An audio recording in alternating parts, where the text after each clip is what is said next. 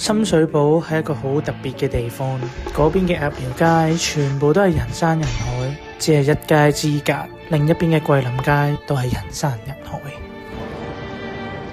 就算平，啲眼淚都唔好滴落啲貨度，啲貨會賣唔出㗎。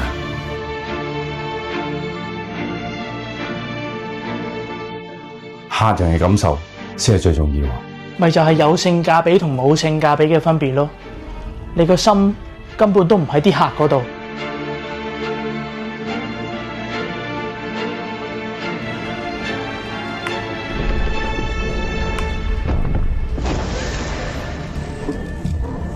電子產品一定要刷樣板，係基本嚟㗎。如果有嘅話，啲客就唔使刷啦。講咗10萬次㗎啦，啲價定得咁貴，啲客係唔中意㗎。米高，你搞清楚，我先係你老細啊！我話平就平，唔需要你批准嘅。我哋1蚊都唔會收多過啲客㗎，因為我怕折墮啊！如果你嫌我哋啲嘢太平，門口喺嗰度，好閒，唔送。我哋職員係負責幫助客人，而客人就係幫返我哋職員。職員都要幫，不知所謂。唔係㗎，我哋職員都好辛苦㗎。